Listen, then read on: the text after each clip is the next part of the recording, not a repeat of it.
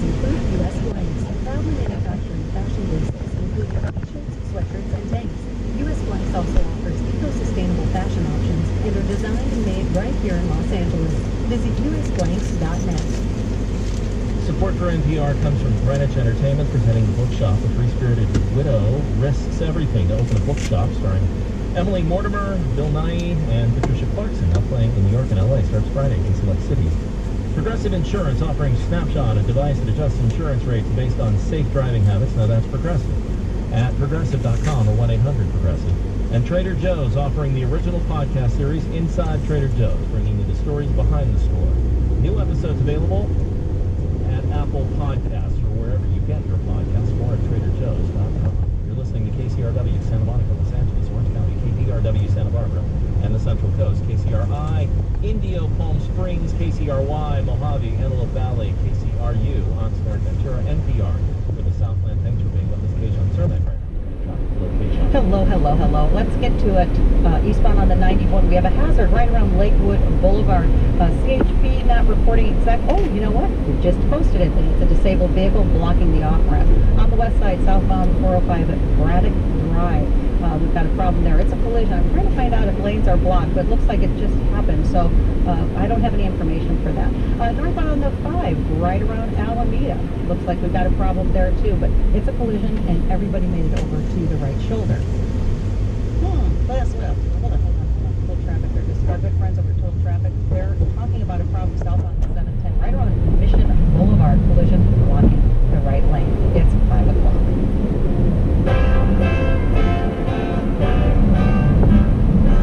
Canadian officials say the unwinding of NAFTA is not their biggest concern on trade. The president's threat to impose auto tariffs on the Canadian auto sector would devastate the Canadian economy. More on how Canada views the ongoing high-stakes trade talks. It's a Wednesday edition of All Things Considered from NPR News and KCRW. I'm Steve Chiatakis. Welcome in. Also this hour, Republican Senator Ben Sasse from Nebraska and other senators, too, are paying homage to their friend and colleague John McCain, who passed away over the weekend. More on how the Senate might change now that McCain is gone. Plus today is the 50th anniversary of a little-known event in the Vietnam War. You're not going to want to miss what we're talking about. All Things Considered from NPR and KCRW. It's a Wednesday edition of the news right here on KCRW. Glad you're with us. It's 5:01. Live from NPR News in Washington, I'm Jack Spear.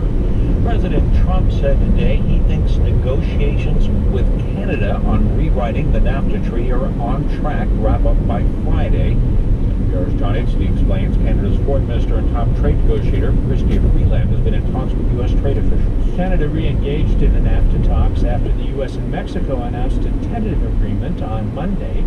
Freeland called her discussions with U.S. officials productive and said she's optimistic about making progress this week. In Canada, at a news conference, Prime Minister Justin Trudeau said finishing by Friday is possible if it's a good deal for Canada. But he said no NAFTA deal is better than a bad deal. U.S. officials want an agreement by Friday so they can begin the required 90-day waiting period before it can be signed. That would allow it to be ratified before December 1st, when a new government takes power in Mexico. John Itsky, NPR News, Washington. The Environmental Protection Agency says it is reconsidering a 2012 rule that limits mercury and other toxic air emissions from coal-fired power plants. The agency says the rule would prevent thousands of premature deaths.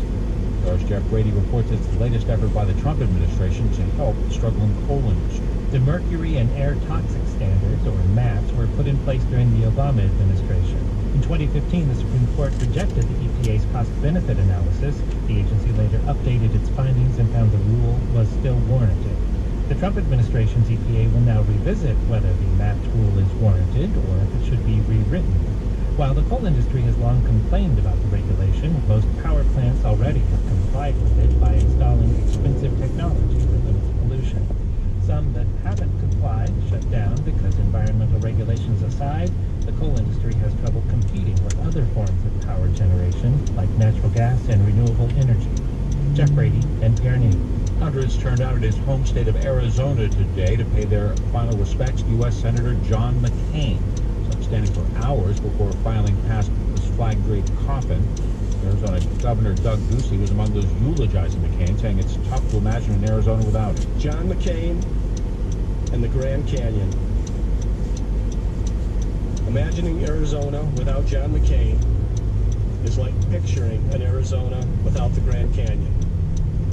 It's just not natural. Private service held earlier marked the first appearance of McCain's family since his death due to brain cancer on Saturday at the age of 81. The ceremony begins 2 days of mourning in Arizona before McCain's body is flown to Washington to lie in state at the U.S. Capitol. Burial is scheduled this weekend at the U.S. Naval Academy in Annapolis. On Wall Street, the Dow Jones Industrial Average is up 60 points. This is. And this is KCRW. Good evening at 5:04.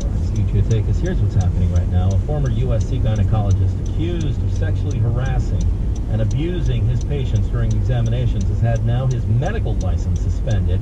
Dr. George Tyndall's suspension will remain in place until the board makes a final decision on the status of the license. There's an 8-minute slowdown on US 101 South in 3 miles. And photographed You are USC still on the best route. during their exams and made comments about their bodies. He has not been charged with the crime.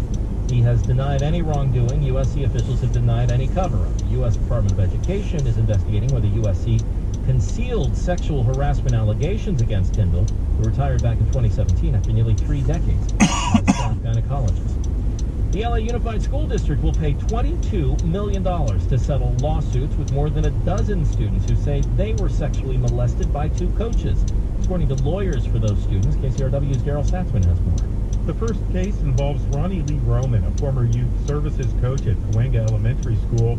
Roman was sentenced to more than 100 years in prison last year after being convicted of molesting girls between 8 and 11 years old. 9 of his victims will share a $14 million settlement, according to their attorneys. The plaintiffs accused the school district of ignoring complaints about Roman going back more than a decade. Meanwhile, 7 boys who were abused by longtime Franklin High School football coach Jaime Jimenez will be paid $8 million. Jimenez pleaded no contest to sexual abuse last year.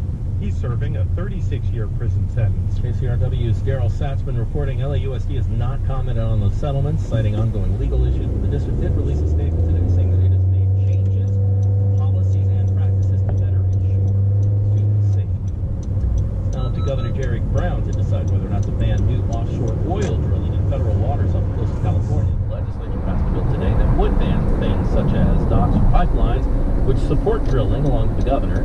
The author of that bill, Santa Barbara area Democrat Annabeth Jackson, says she introduced it after the Trump administration announced plans to allow oil and gas drilling off most of the nation's coast, including more than 1,100 miles along California's coast. Support for NPR comes from T. Rowe Price, offering a strategic investing approach to their clients' investment and retirement goals. Institutions, advisors, employers, and individuals choose T. Rowe Price. For more than 80 years, T. Rowe Price invests in confidence. You're listening to the news on KCRW. From NPR News, this is All Things Considered. I'm Elsa Chang. And I'm Ari Shapiro.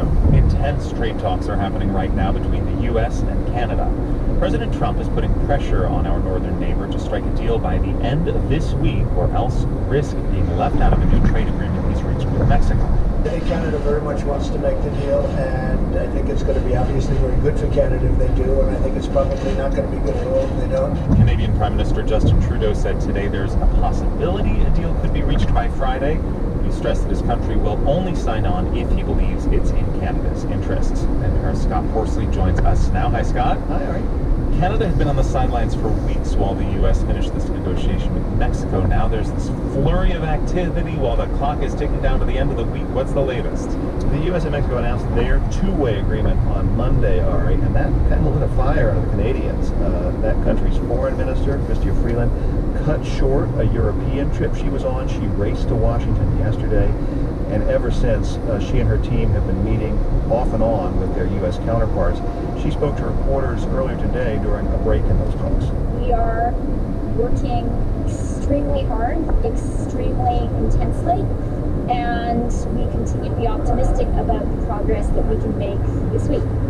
Why the deadline of this week, Scott? Talks on updating the North American Free Trade Agreement have been going on for a year now. Where did this deadline come from? You know, with any kind of negotiation, it helps to have a deadline, even if it's a little bit artificial. And in this case, what's driving the timeline is the upcoming transfer of power in Mexico.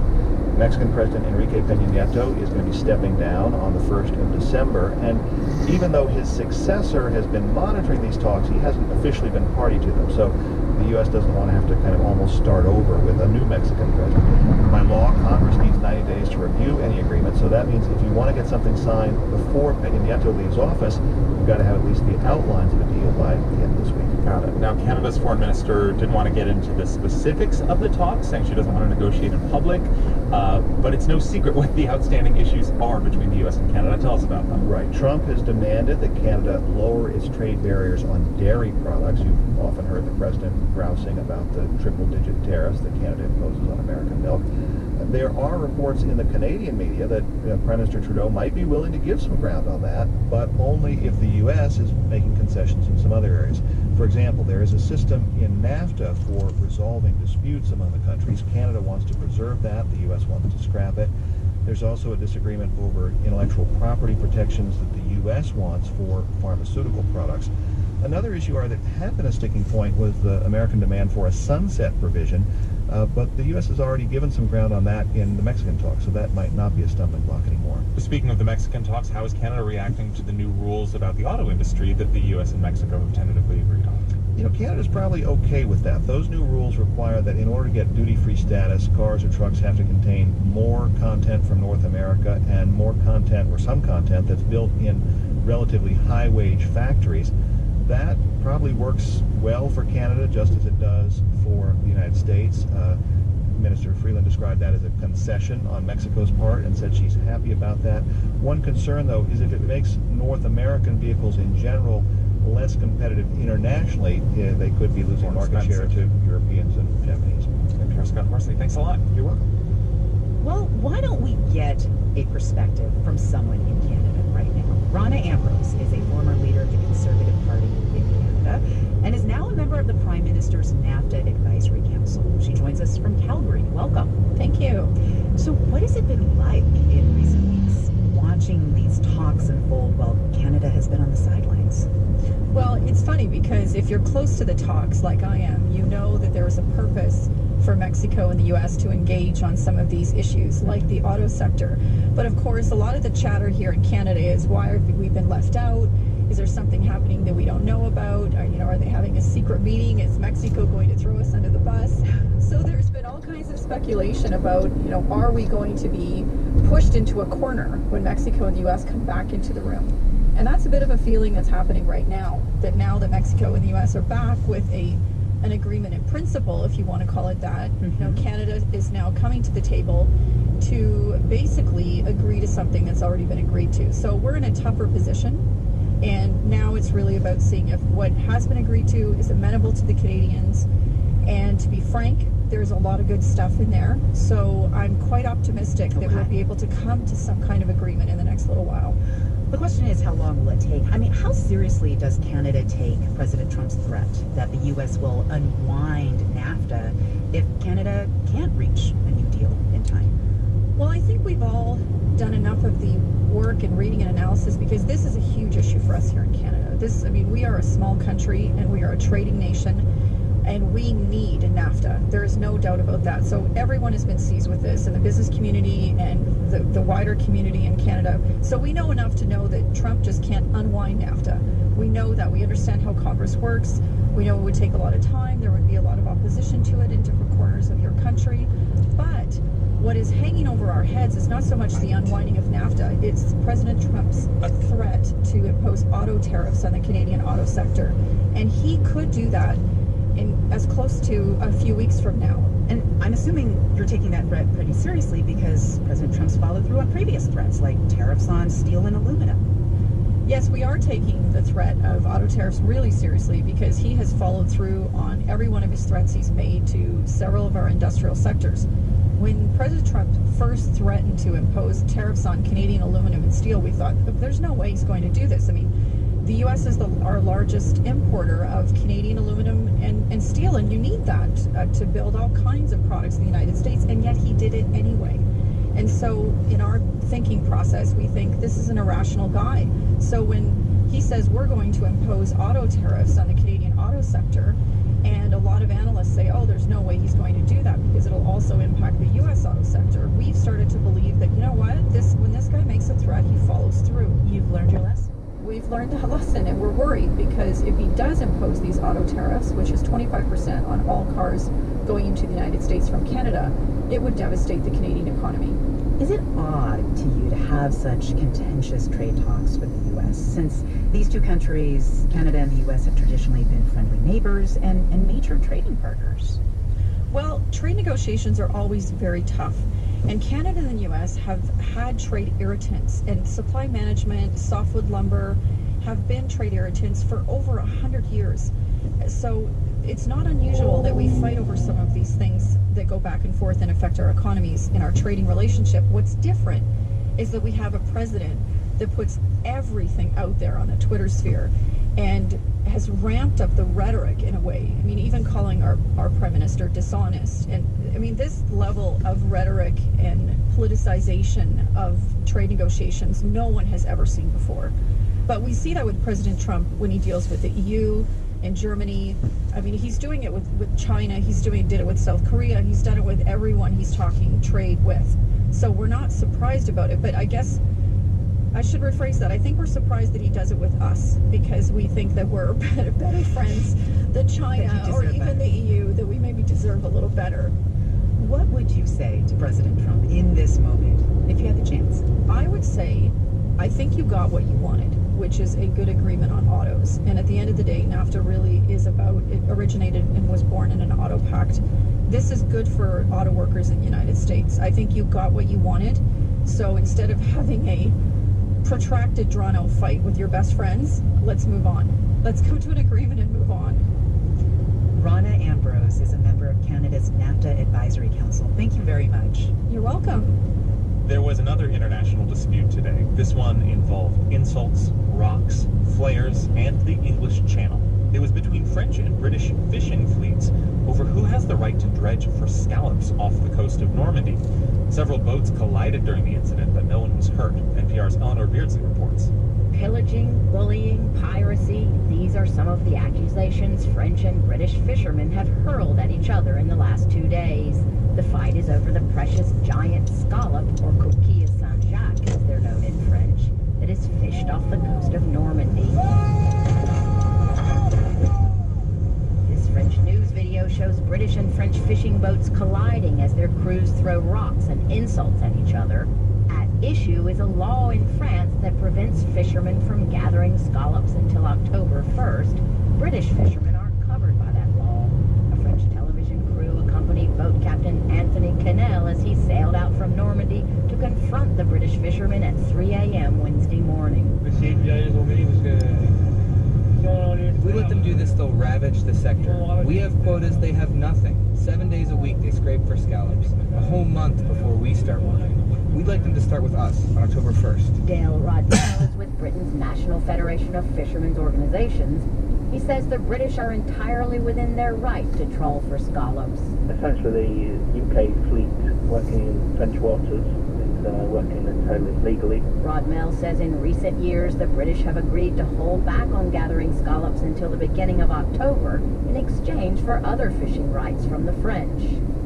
Another British fisherman, Mike Park of the Scottish Whitefish Producers Association, says they weren't able to reach an agreement with the French this year because of some rogue fishermen. This year they refused to strike the deal on the basis that there are a number of small UK vessels that fish the area that are unregulated. For once, Brexit has nothing to do with this Anglo-French argument.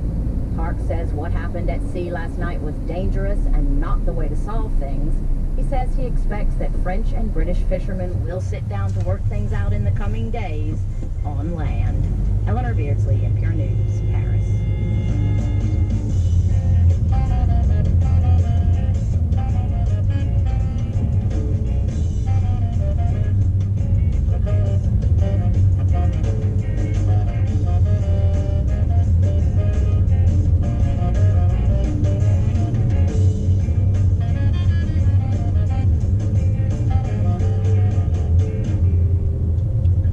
All Things Considered from NPR News.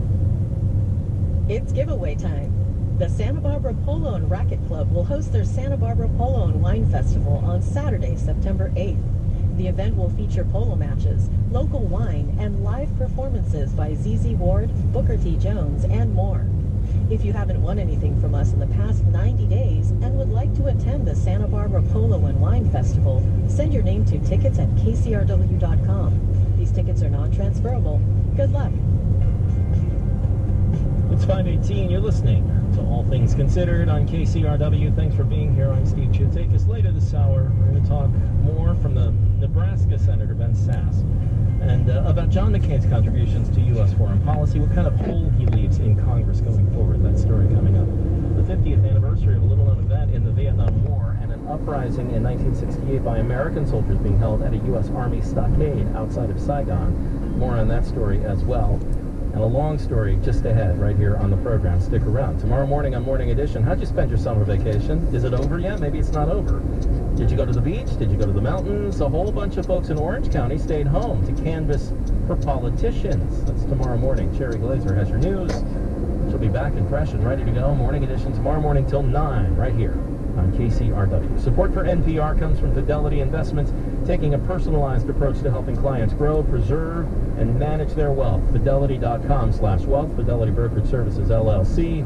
And MGM Studios presenting the film Operation Finale, based on the true story of a secret mission to hunt down, capture, and bring to justice Hitler's notorious Nazi lieutenant Adolf Eichmann, in theaters today. Okay, John Cermak right now is here looking at traffic across the area on a Wednesday. It's been a tough one already. What's happening? And it has. Northbound on PCH, we've got a collision. It looks like it's a little bit before Temescal. I'm looking at your drive time, about almost 30 minutes right now from the California Incline to get to Topanga Canyon.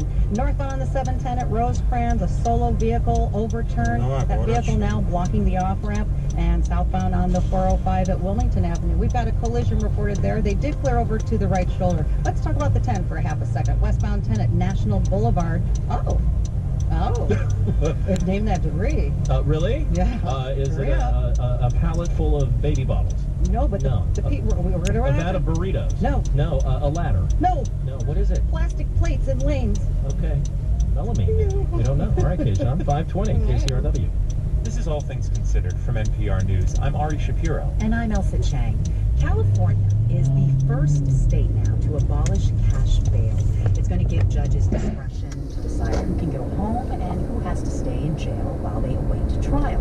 Governor Jerry Brown signed the law last night after criminal justice reform groups spent years working to overhaul the cash bail system, saying it favors the wealthy and punishes the poor, while crowding jails with those who have not been convicted of actual crimes yet.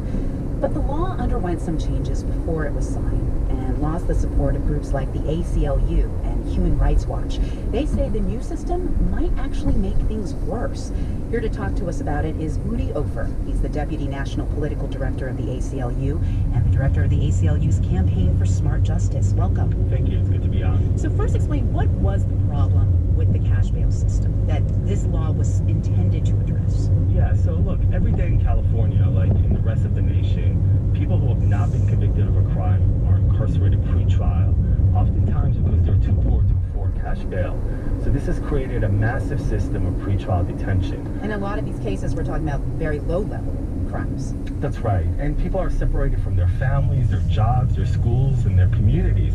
When people hear about the problem of mass incarceration in the United States, this is it. So California tries to address this problem, but the ACLU has opposed this new law that Governor Brown has signed. Why is that? What is the problem with this new law? So what Governor Brown and the California legislature did was to eliminate this cash bail industry in the state of California. So no longer will people be jailed for the sole reason that they cannot afford cash bail. And that's a good thing, right? And we commend the governor for that. But the problem that we have with the law is that it replaces this current system with another system that could be even worse, lead to an increase in pretrial detention, and that gives way too much power to judges and to prosecutors without necessary oversight. How would it increase pretrial detention? So the new law passed in California creates broad new categories of people who will now be presumed to be subjected to pretrial incarceration. So for example, anyone arrested and charged with a robbery or any felony where there was just a threat of violence, even if no actual violence took place. And what kind of factors would the judge consider to make those people remain in jail? You know, there's a whole industry out there of people who are creating these essentially algorithms that take a bunch of factors into consideration and then pop out a number that tells law enforcement or a judge what risk you are. So an algorithm that would take into consideration past arrests, even if there hasn't been a conviction. We know that communities of color are over-policed and come in contact with the criminal justice system much more frequently. If you now build an algorithm that gives you a worse score on a risk assessment because you have been arrested before, then that perpetuates racial bias in the criminal justice system. So if you have a problem with sort of the numerical or computer-generated risk assessments, and you also don't like unlimited personal discretion from judges when they assess risk, what would be the program that you would design that could perfectly capture what flight risk a particular defendant poses?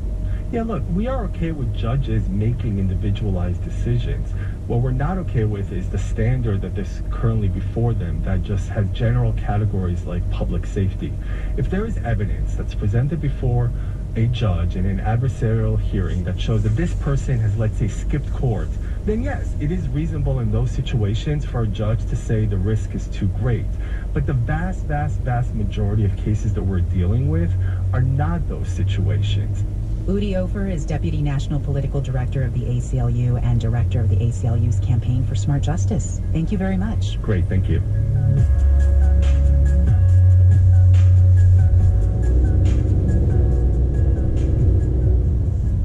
You're listening to All Things Considered from NPR News. The National Enquirer is known for covering scandals about celebrities. Right now, it's immersed in a scandal of its own. The tabloid has been accused of burying stories about President Trump's alleged affairs with two women. It was reported last week that the chief executive of the paper's parent company, David Pecker, has gotten immunity from prosecutors for his cooperation. NPR's Jim Zarroli looks at how the paper has changed under Pecker. A lot of people dismiss the National Enquirer as a sleazy scandal sheet, but not President Trump. Here he was in a 2016 ABC interview. I mean, you can't knock the National Enquirer. It's brought many things to light, not all of them pleasant. As Trump frequently points out, the Enquirer has published major exclusives about O.J. Simpson and former Democratic Senator John Edwards. In its heyday, the Enquirer had 5.7 million weekly readers. It could afford to send teams of reporters to cover major scandals. But there's another factor behind its success breaking stories. It isn't afraid to pay sources. Jerry George is the former Los Angeles bureau chief. On most celebrity stories, for instance, you'd be using information that you obtained from sources that you paid on a regular basis.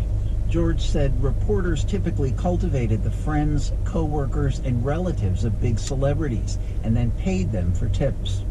He says for really big exclusives, like a first picture of a major celebrity's baby, payment could reach $100,000.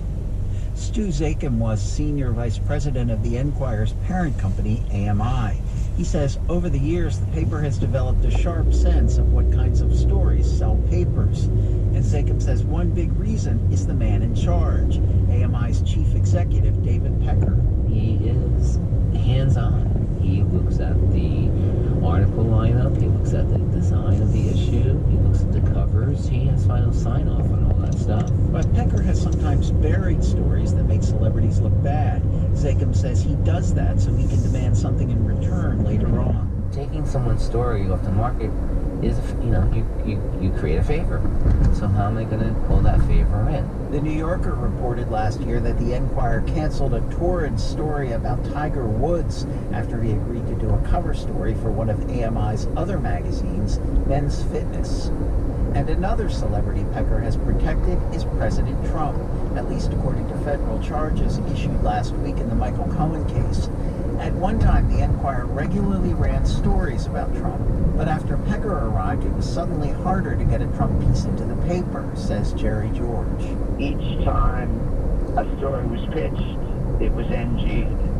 It was no good. A line was drawn through it. So I mean, he just wore everyone down. Why Pecker has spared Trump isn't really clear, but former AMI executive Stu Zakem believes it's not just about personal loyalty. Like most print publications, the Enquirer's circulation has plummeted, and it continues to struggle with debt. Zakem says Pecker may have calculated that Enquirer readers like Trump, and Zakem says the Enquirer's ties to Trump have been good for the paper. He's getting access to the President of the United States. He's getting positioned by the President of the United States as an important media company. And Zakem says Pecker almost always puts business first. That may be why Pecker is said to have agreed to cooperate in the investigation into Trump's alleged affairs in exchange for immunity. He and Trump may have a long friendship, but even friendship has its limits. Jim Zaroli, NPR News, New York.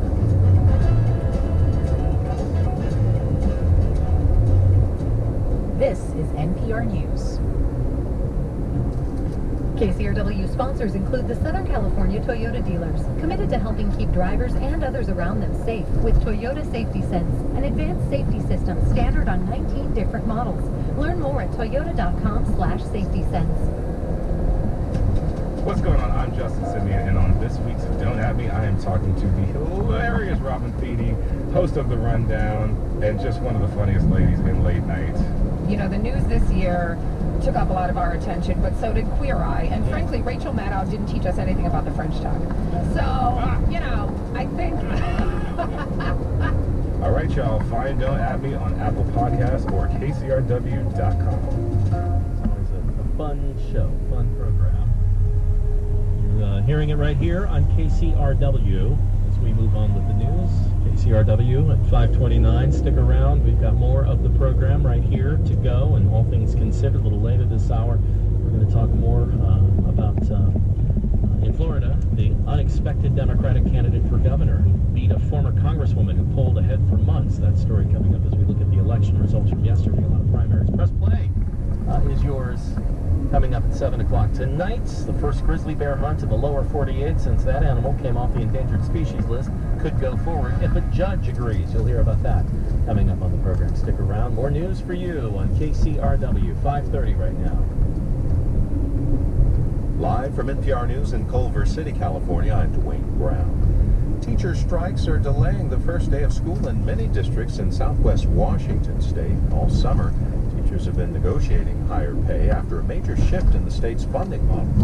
Oregon Public Broadcasting Molly Solomon reports.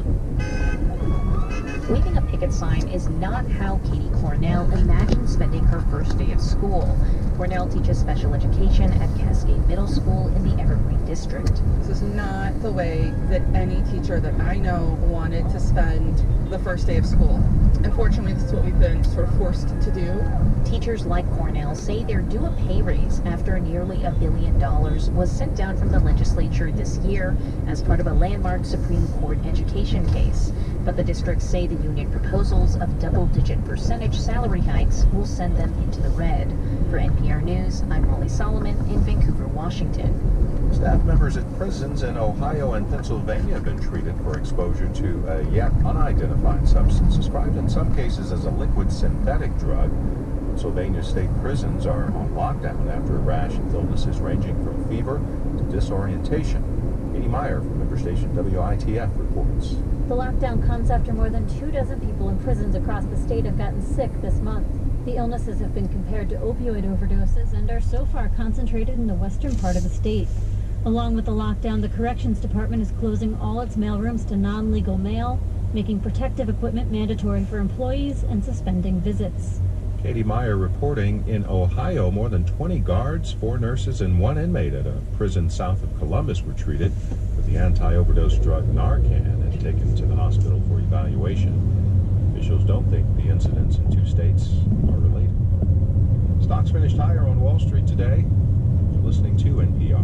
And you're listening to KCRW at 5:32. Good evening. I'm Steve Chindikas. Here's what's happening right now. Some breaking news happening. The LA County Regional Planning Commission today did approve the conversion of more than 12,000 acres of open space on the edge of LA County into a new community, a giant one with more than 19,000 homes planned, along with retail and other things happening in the Tejon Pass area. They did it. The commission did over the objections of environmentalists and others who called that project out of step with modern approaches to urban development. Long-planned centennial projects being proposed for a 270,000-acre plot in the Antelope Valley, and it's being billed as the largest continuous piece of private property in California. The land is owned by the Tejon Ranch Company. That project would not only include housing, but also 10 million square feet of commercial space, schools, fire stations, a police station, and a library, all at what Tejon Ranch says will be at no cost to county taxpayers.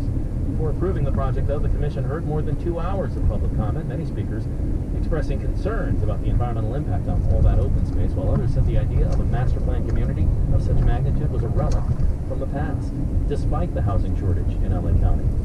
From the Thomas Fire to the Mendocino Complex Fire, California has seen its largest fires in state-recorded history just in the past year. Now researchers at UCSB say warmer oceans could lead to even greater fire risk. In a study published this month by the American Geophysical Union, they found that because of climate change, El Nino and La Nina climate cycles will increase the likelihood of fires.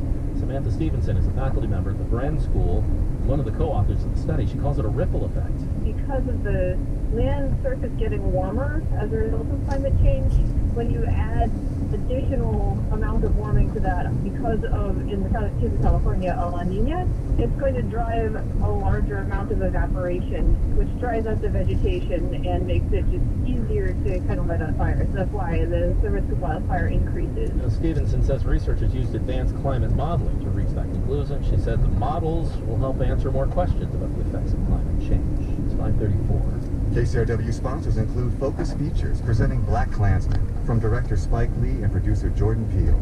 Based on the true story of the first African-American detective to go undercover and infiltrate the Ku Klux Klan. Now playing. Support for NPR comes from Log Me In, makers of GoToMeeting, a collaboration meeting platform allowing people to connect around the globe to get work done at GoToMeeting.com, and Indeed, used by more than 3 million businesses for hiring, where employers can post jobs and use screener questions to build their short list of preferred candidates at Indeed.com/hire. Kajan's looking at traffic right now. Hello. Oh boy. Elysian Park, northbound on the 504, the 2. Looks like a stalled big rig. Another one blocking the right lane, stopped traffic from Pasadena Avenue. On the west side, northbound 405, Santa Monica Boulevard, CHP is reporting a hit and run there. Kajan, onward we go with the news. KCRW. It's 5:35. This is All Things Considered from NPR News. I'm Elsa Chang. And I'm Ari Shapiro. Today would have been John McCain's 82nd birthday. At the Arizona Capitol, his widow Cindy McCain pressed her face against the casket. McCain died Saturday of brain cancer. He will lie in state at the U.S. Capitol Rotunda on Friday. His colleagues have been remembering him this week on the Senate floor. Senator from Nebraska. Thank you, Mr. President. Like so many today, I rise to honor John McCain, to sing John McCain's praises. During his term, Republican Senator Ben Sasse described getting to know a man he had known of for a long time. I knew John McCain as somebody from the history books. I knew John McCain as somebody destined for the history books. I spoke to Ben Sasse today about the impression McCain left on him. We reached Sasse by phone in Nebraska, and I asked him to tell me about the first time they met, which was after Sasse won his primary in 2014. I had a pretty competitive Republican primary, and Senator McCain, who I didn't know as anything other than a hero, that's big enough to know him as, he endorsed against me, and we didn't know each other. I'm more conservative than John, but I love the man, and I was in D.C. a few weeks after I won my primary, and so I went to see him, and I said, you know, you're a hero, and I volunteered for one of your campaigns in the past, and you're also kind of a jerk. Wait, was that the word you used, jerk? I think that my wife is trying to edit what the more locker room conversation may have been. They have been a tiny bit more than jerk, but it didn't come anywhere near the tirade of expletives that Senator McCain let loose with. And it was clear that the response was one of instant friendship. He loved people who didn't have time for small stuff. And immediately he took me under his wing, and I've had 48 months of amazing months of getting to learn a lot about global security and national security from John McCain. I want to talk about where Senator McCain's voice has been strongest in the last several years. He, of course, was not afraid of challenging President Trump. He also often called out Russian President Vladimir Putin for years and years. What does McCain's absence now do to the Senate's ability to hold Russia accountable? Yeah, a great question. And let's be clear, Vladimir Putin despised John McCain, and that is an arrow in John's quiver. That is a badge of honor. In 2007, at the Munich Security Conference, Putin stood up and gave this ridiculous speech. And John McCain stood up and said, "Oh, Mr. Putin, you totally misunderstand what's happened on the global stage over the last 2 decades." But do you think there are enough people like McCain left in the Senate who can stand up to Putin, literally, as you just described, stand up to Putin like that? Heck no. The Senate is a terribly broken institution. We've got a whole bunch of people who are obsessed with their own incumbency, and they think the best way to accomplish that is by not saying much that might be unpopular with some people. Well, what about you, Senator? I guess I'm directing this question at you personally. I mean, you're a critical voice against the Trump administration often, at least in public statements and on Twitter.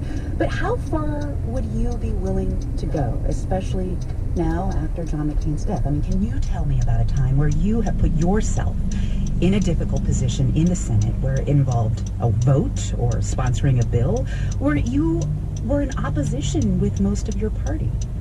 Well, I think this is primarily a week to be celebrating John McCain, but one of the things that I've been arguing amidst all these debates about naming buildings and naming rooms after John is that I think John, well, he'd have a great joke, by the way, at the idea of renaming a Senate office building the McCain SOB, because Senate office buildings are often reduced to that those letters at the end. McCain would love to be called the McCain SOB, but I don't think he really cares about marble. And so I've been arguing the thing we should do to really honor his spirit is do something disruptive that makes both political parties really uncomfortable. I want to play something you said on the Senate floor yesterday. If we wanted to make both parties uncomfortable, and John was a guy who loved to point both barrels at both parties, I think we could find a way to do that in a way that the American people would applaud. And I think that might be the right way to honor John McCain. What do you want to do?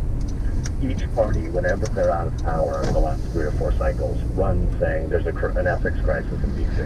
And then as soon as they have the power, they say, actually, people aren't interested in that. I think we should do something big in an ethics reform area and gets to the kind of idea of the George Washington farewell address that says, you all ought to be headed back to your Mount Vernons, going back to the place where your neighbors live and from which you came to serve here in a public, modest role for a limited time, in a way that has the American people say, these people actually aren't having stock portfolios that grow radically greater than the average Americans does during their time in service. Oh, cabinet officials probably shouldn't be raising money from foreign entities in their private capacities while they're in a public role of trust. I think there's a big bundle of things we ought to do. This is a week we ought to celebrate John McCain, but in the next 2 or 3 weeks, I'd like us to do something that's truly McCainian and that's disruptive enough to make both political parties and all incumbents really uncomfortable. Republican Senator Ben Sass of Nebraska, thank you. Thanks for the time.